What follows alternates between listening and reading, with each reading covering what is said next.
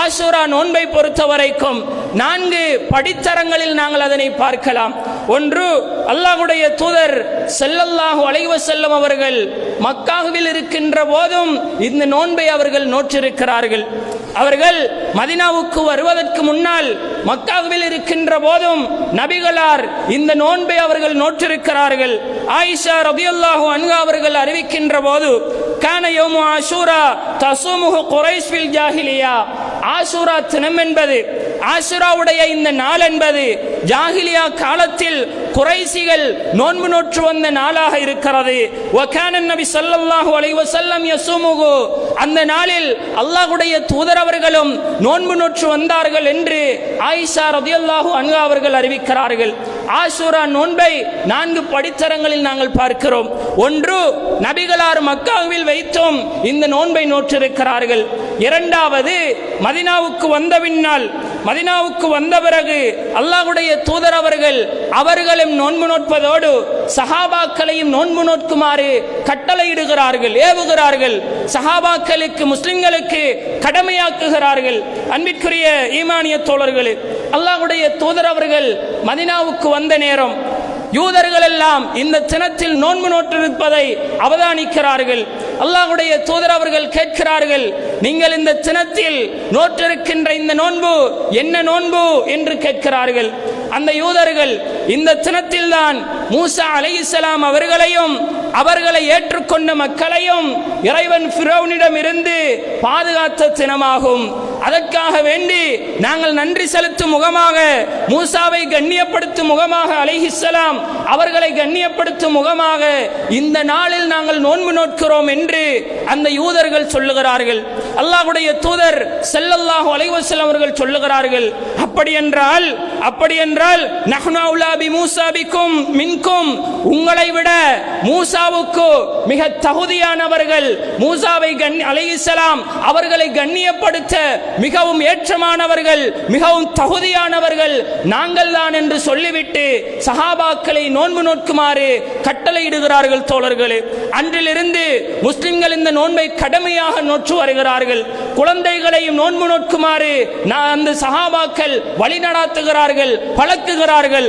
குழந்தைகளை நோன்பு நோக்க சொல்லி அவர்கள் நோன்பு நோற்று பசியை உணர்கின்ற நேரம் அவர்களுக்கு விளையாட்டை காண்பித்து அந்த பசியை மறக்கடிக்க செய்த வரலாறுகளை ஹதீதுகளிலே நாங்கள் பார்க்க முடிகிறது.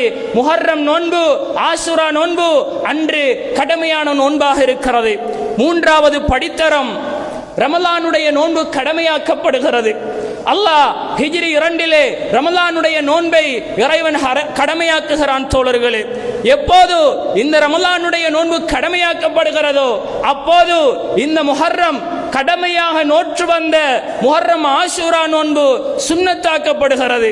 அல்லாஹ்வுடைய தூதர் ஸல்லல்லாஹு அலைஹி வஸல்லம் அவர்கள் இந்த நோன்பை பற்றி சொல்லுகின்ற போது, அன்னஹலல் ஜாஹிலியா கான யஸூமுன யௌம ஆஷூரா, ஜாஹிலிய மக்கள் இருக்கிறார்களே அவர்கள் ஆஷூரா தினத்தில் நோன்பு நோற்று வந்தார்கள். அல்லாஹ்வுடைய தூதர் அவர்களும் முஸ்லிம்களும் கபில அன் யுஃப்தரத ரமலான், ரமலானுடைய நோன்பு ஃபர்லாக்கப்படுவதற்கு முன்னால் நபிகளாரும் சஹாபாக்களும் நோன்பு நோற்று வந்தார், முஸ்லிம்களும் நோன்பு நோற்று வந்தார்கள். வலம்ம துரித ரமலான், ரமலானுடைய நோன்பு எப்போது கடமையாக்கப்பட்டதோ அப்போது அல்லாஹ்வுடைய தூதர் அவர்கள் சொல்லுகிறார்கள், இன்ன ஆஷூரா யௌமும் மின் அய்யாமில்லா, ஆஷூராவுடைய நாள் என்பது அல்லாஹ்வுடைய நாள்களில் ஒரு நாள், அல்லாஹ்வுடைய நாள்களில் அதுவும் ஒரு நாள். எனவே ஃபமன் ஷாஅ ஸாமஹு, விரும்பியவர் அதில் நோன்பு நோக்கலாம், வமன் ஷாஅ தரகஹு, விரும்பியவர் அதை விடலாம் என்று நபிகளார் அங்கே சட்டத்தினை மாற்றுகிறார்கள். கடமையாக இருந்த ஆஷூரா நோன்பு சுன்னத்தாக மாறுகிறது. தோழர்களே, இது 3வது படித்தரம்.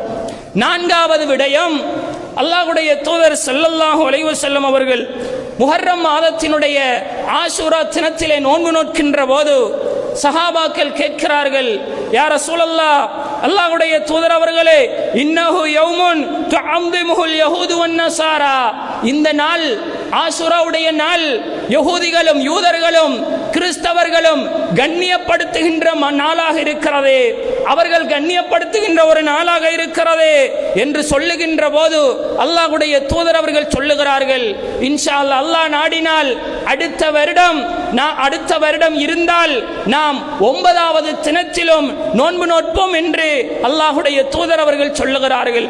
யூதர்களுக்கு கிறிஸ்தவர்களுக்கு மாறு செய்யும் முகமாக 9வது தினத்திலும் நோன்பு நோற்று ஆஷூராவை நாங்கள் 10வது தினத்திலும் நோன்பு நோட்போம் என்று அல்லாஹ்வுடைய தூதர் அவர்கள் இந்த மனித சமுதாயத்திற்கு அந்த சுன்னத்தான இபாதத்தை வழிகாட்டி செல்லுகிறார்கள்.